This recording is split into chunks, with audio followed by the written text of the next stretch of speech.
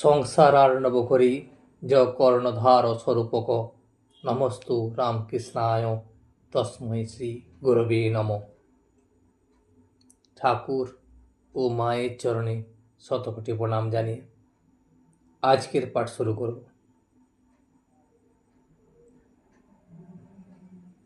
Master বিনীতভাবে ঠাকুরকে জিজ্ঞাসা করলেন,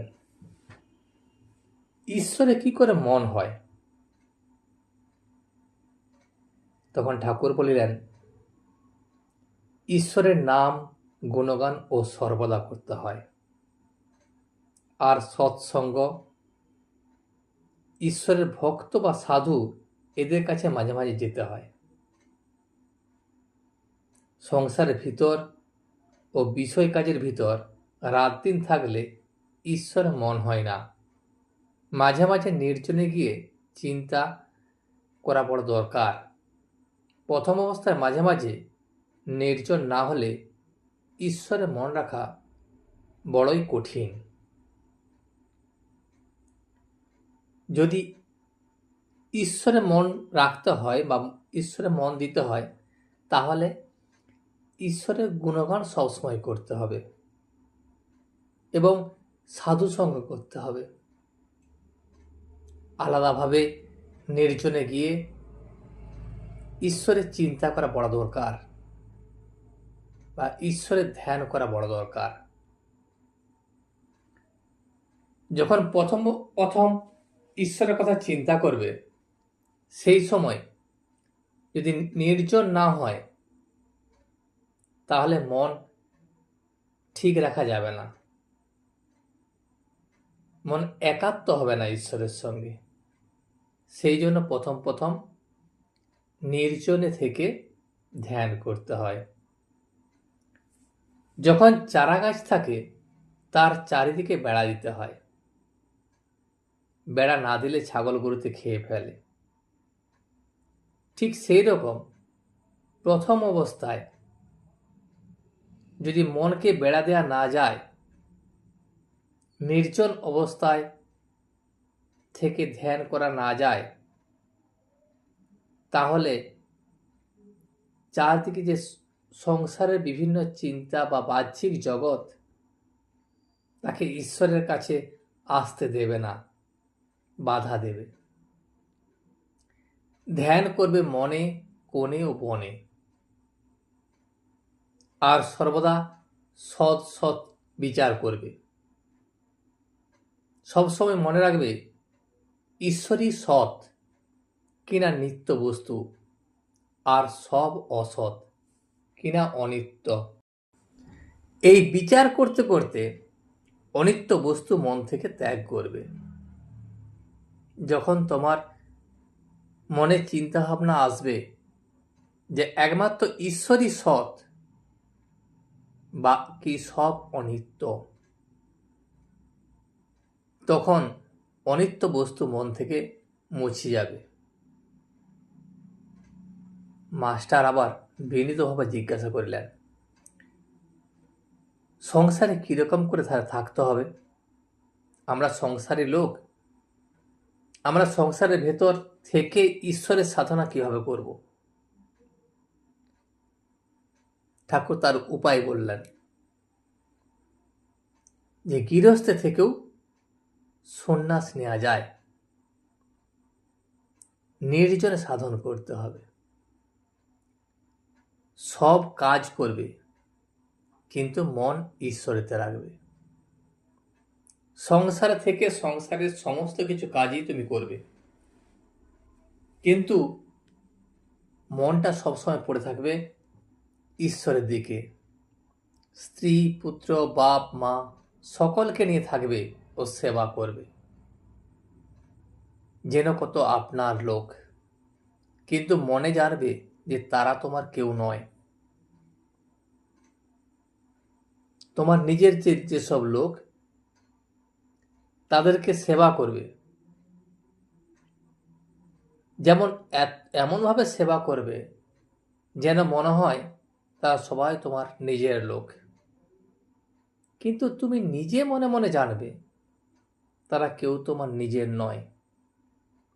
একমাত্র ঈশ্বরই তোমার নিজের, ঈশ্বরই বস্তু। যেমন বড় মানুষের বাড়ির দাসী সব কাজ করছে, কিন্তু দেশের নিজের বাড়ির দিকে মন পড়ে আছে। আবার সে মনিবের ছেলেদের আপনার ছেলের মতো মানুষ করে।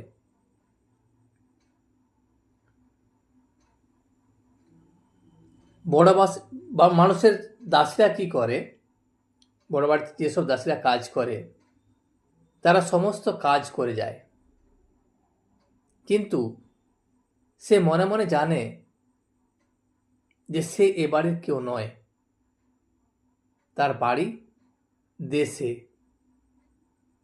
গ্রামের দিকে।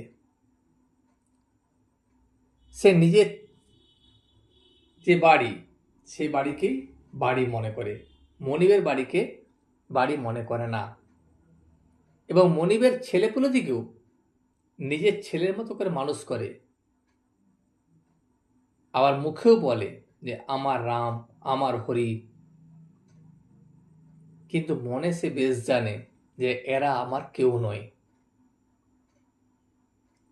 কচ্ছপ জলে চড়ে বেড়ায়, কিন্তু তার মন কোথায় পড়ে আছে জানো? তার যেখানে ডিমগুলি আছে, আড়াই কচ্ছপ ডিম পাড়ে, সে আড়াই তার মনগুলি পড়ে থাকে সংসারে সব কর্ম করবে, কিন্তু মন ফেলে রাখবে ঈশ্বরে। ঈশ্বরে ভক্তি লাভ না করে যদি সংসার করতে যাও, তাহলে আরো জড়িয়ে পড়বে, তাতে বিপদ, শোক, তাপ এসবে অধৈর্য হয়ে যাবে। আর যত বিষয় চিন্তা করবে ততই আসক্তি বাড়বে। আগে নির্জনে থেকে জ্ঞান ভক্তি লাভ করতে হয়। জ্ঞান ভক্তি লাভ করার পর তারপর যদি সংসারে থাকা যায় তাহলে আর কোনো সমস্যা নাই। কিন্তু যদি জ্ঞান ভক্তি লাভ না হয়, সংসারে থাকো, তাহলে বিপদ বাড়বে। কেমন না, সংসারের মধ্যে যেসব শোক তাপ থাকবে, বিপদ থাকবে, সেই সব যখন আসবে তখন তাতে অধৈর্য হয়ে যাবে এবং বিষয়ের প্রতি আসক্তি বাড়বে। যত বিষয়ের দিকে মন দেবে তত বিষয়ের আসক্তি বাড়বে। তেল হাতে মেখে তবে কাঁঠাল ভাঙতে হয়, তাহলে না হলে হাতে আটা জড়িয়ে যায়। সেরকম ঈশ্বরে ভক্তিরূপ তেল লাভ করে তবে সংসারের কাজে হাত দিতে হয়। কাঁঠালে যেমন আঠা থাকে, সংসারের মধ্যেও সেই রকম আঠা থাকে। তেল মাখলে সে আঠা হাতে চিটায় না। ঠিক সেই ধরনের ঈশ্বরের যে ভক্তিরূপ, সেই ভক্তিরূপ যদি মেখে থাকো তাহলে সংসারের আঠা তোমার মধ্যে চিটবে না। কিন্তু এই ভক্তি লাভ করতে হলে কি করতে হবে না, নির্জন হওয়া চাই। মাখন তুলতে গেলে নির্জনে দই পাততে হয়, দইকে নাড়ানাড়ি করলে দই বসে না। তারপর নির্জনে বসে সব কাজ ফেলে দই মন্থন করতে হয়, তবে মাখন তোলা যায়। আবার দেখো, এই মনে নির্জনে ঈশ্বরের চিন্তা করলে জ্ঞান, বৈরাগ্য, ভক্তি লাভ হয়। কিন্তু সংসারে ফেলে রাখলে ওই মন নীচ হয়ে যায়। একই মন দু জায়গায় দুই রকম হয়। যদি ঈশ্বরের প্রতি রাখো তাতে জ্ঞান বাড়বে, বৈরাগ্য বাড়বে, ভক্তি লাভ হবে। কিন্তু যদি সে মনকে সংসারেই শুধু ফেলে রাখো তাহলে সে অধোগামী হয়ে যাবে। সংসার থাকলে সে কেবল কি করবে? কামিনী কাঞ্চনের চিন্তায় মত্ত হয়ে যাবে। সংসার জল আর মনটি যেন দুধ। যদি জলে ফেলে রাখো তাহলে দুধে জলে মিশে এক হয়ে যায়। খাঁটি দুধ খুঁজে পাওয়া যায় না। দুধকে দই পেতে মাখন তুলে যদি জলে রাখা হয় তাহলে ভাসে। শুধু দুধ যদি জলে মিশাও তাহলে তাকে আলাদা করা যাবে না, দুধে জলে মিশে যাবে। সেই রকম জ্ঞান ভক্তি না হয়ে যদি সংসারে থাকো তাহলে সংসারের মায়ায় জড়িয়ে পড়বে। কিন্তু জ্ঞান ভক্তি হওয়ার পর যদি সংসারে থাকো, যেমন দুধ থেকে মাখন তুলে জলে রাখলে জলে মেশে না, ভেসে থাকে, সেই রকম জ্ঞান ভক্তি থাকলে তখন সংসারের থেকেও সে ভেসে থাকবে, সংসারে মিশবে না। সঙ্গে সঙ্গে বিচার করা খুব দরকার যে কামিনী কাঞ্চন অনিত্য, ঈশ্বরই একমাত্র বস্তু। টাকায় কি হয়? ভাত হয়, ডাল হয়, কাপড় হয়, থাকবার জায়গা হয়, এই পর্যন্ত। কিন্তু এত ভগবান লাভ হয় না। তাই টাকা জীবনের উদ্দেশ্য হতে পারে না। এর নাম বিচার। বুঝেছ? মাস্টার তখন বললেন, আগে হ্যাঁ। প্রবোধচন্দ্রদের নাটক আমি সম্প্রতি পড়েছি, তাতে আছে বস্তু বিচার। এ থেকে আমি বিচার জিনিসটা বুঝেছি। ঠাকুর বললেন, হ্যাঁ, বস্তু বিচার। এই দেখো, টাকাতেই বা কি আছে আর সুন্দর দেহেই বা কি আছে? এটা যদি তুমি বিচার করো যে সুন্দর দেহের মধ্যে কি আছে, না হাড় মাংস চর্বি মল মূত্র, এইসব বস্তুতে মানুষ ঈশ্বরকে ছেড়ে কেন মন দেয়? এটা তো চিরস্থায়ী নয়, এসব তো একদিন চলে যাবে। তাহলে এতে মন দেওয়ার কিছু নাই। যে চিরস্থায়ী সেখানে মন দাও, অতএব ঈশ্বরে মন দাও। মানুষ এইসব কেন ঈশ্বরকে ছেড়ে বা ঈশ্বরকে ভুলে যায়, এইসবে মন দেয়। মাস্টার আবার প্রশ্ন করিলেন, ঠাকুর, তাহলে ঈশ্বর দর্শনের কি উপায়? ঈশ্বরকে কি দর্শন করা যায়? ঠাকুর বলবেন, হ্যাঁ, অবশ্যই করা যায়। তাকে দর্শন করতে গেলে মাঝে মাঝে নির্জনে বাস করতে হয় এবং তার নাম গুণগান বস্তু বিচার এইসব উপায় অবলম্বন করতে হয়। এই উপায় অবলম্বন যদি তুমি করতে পারো তাহলে তুমি ঈশ্বর দর্শন অবশ্যই করতে পারবে। মাস্টার তখন বললেন, তাকে কি অবস্থাতে তাকে দর্শন করা হয়? ঠাকুর বলেন, খুব ব্যাকুল হয়ে কাঁদলে তাকে দেখা যায়। কেমন ভাবে কাঁদলে?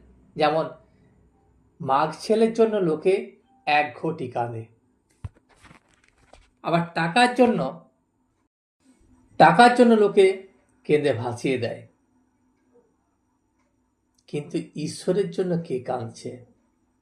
তাকে ডাকার মতো ডাকতে হয়। বউ ছেলে এদের জন্য লোক কি করে? যদি না থাকে তাহলে তাদের জন্য শোকে ব্যাকুল হয়ে যায়। আবার টাকা যদি না থাকে, টাকার জন্য লোক কেঁদে কেঁদে বুক ভাসিয়ে দেয়। কিন্তু ওই কান্নাটা যদি ঈশ্বরের প্রতি দেওয়া যায়, ঈশ্বরকে যদি সেভাবে কেঁদে ডাকা যায়, তাহলেই ঈশ্বর দর্শন করা যায়। তাকে ডাকার মতো ডাকতে হয়। ঠাকুর একটি গান করিলেন, ডাক দেখি মন ডাকার মতো, কেমন শ্যামা থাকতে পারে, কেমন শ্যামা থাকতে পারে, কেমন কালী থাকতে পারে। মন যদি একান্ত হও, জবা বিল্লদল লও, ভক্তিচন্দন মিশাইয়া পদে পুষ্পাঞ্জলি দাও। যদি তুমি ডাকার মতো ডাকো, তাহলে শ্যামামা থাকতে পারবে না। ঈশ্বর তখন ভক্তের ডাকে অবশ্যই সাড়া দেবে। এবং মনকে যদি তুমি একান্ত করতে পারো, এক মন যদি হও, জবা আর বেলপাতা নিয়ে তাতে ভক্তির চন্দন মিশিয়ে মার পদে পুষ্পাঞ্জলি দাও। যদি এই ব্যাকুলতা আসে, এই ব্যাকুলতা হলেই অরুণ উদয় হলো, তারপর সূর্য দেখা দেবেন। ব্যাকুলতার পরই ঈশ্বর দর্শন। মনে ব্যাকুলতা যখন গভীর হয়, সেই গভীর ব্যাকুলতা থেকে ঈশ্বর দর্শন হয়। ঠাকুর বলছেন, 3 টান একত্র হলে তবে তিনি দেখা দেন। কেমন না, বিষয়ের উপর টান, মায়ের সন্তানের উপর, আর সতীর পতির উপর টান। এই 3 টান যদি কারো একসঙ্গে হয়, সেই টানের জোরে ঈশ্বরকে লাভ করতে পারে। যারা বিষয়ী লোক, তাদের বিষয়ের প্রতি এক অন্য ধরনের আকর্ষণ, এবং সন্তানের প্রতি মায়ের সে এক গভীর আকর্ষণ। আবার পতিব্রতা সতীর তার পতির প্রতি এক গভীর আকর্ষণ। এই 3টা টান মিলে যা ক্ষমতা, সেই টান যদি একত্র মিশে যত বেশি টান হবে তা হয়, তাহলে ঈশ্বর লাভ করা যায়। কথাটা এই যে ঈশ্বরকে ভালোবাসতে হবে। মা ছেলেকে যেমন ভালোবাসে, সতী যেমন পতিকে ভালোবাসে, বিষয় যেমন বিষয় ভালোবাসে। এই 3 জনের ভালোবাসা, এই 3 টান একত্র করলে যতখানি হয়, ততখানি ঈশ্বরকে দিতে পারলে তার দর্শন লাভ হয়। ব্যাকুল হয়ে তাকে ডাকা চায়। বিড়াল ছানা কেবল মিউ মিউ করে মাকে ডাকতে থাকে। মা তাকে যেখানেই রাখে সে সেখানেই থাকে। কখনো হেসেলে, কখনো মাটির উপর, কখনো বা বিছানার উপর রেখে দেয়। তার কষ্ট হলে সে কেবল মিউ মিউ করে, আর কিছু জানে না। মা যেখানেই থাকুক, এই মিউ মিউ শব্দ শুনে এসে পড়ে। তুমি যদি তোমার সব কিছু ঈশ্বরের উপর ভার দিয়ে দাও এবং ঈশ্বর ছাড়া আর কিছু না চেনো, তাহলে ওই বিড়াল ছানা যেমন মিউ মিউ করে ডাকে, তুমিও ঠিক সেই ধরনের যদি ঈশ্বরকে ডাকতে থাকো, এবং ঈশ্বর তোমাকে যে জায়গায় রাখবে সেখানেই তুমি থাকো। তোমার যখনই দরকার পড়বে, যখনই তাকে গভীরভাবে ডাকবে, তখনই ঈশ্বর তোমার কাছে এসে পড়বে। ভক্তের টানে ভগবান ছুটে আসে। আজ এই পর্যন্তই।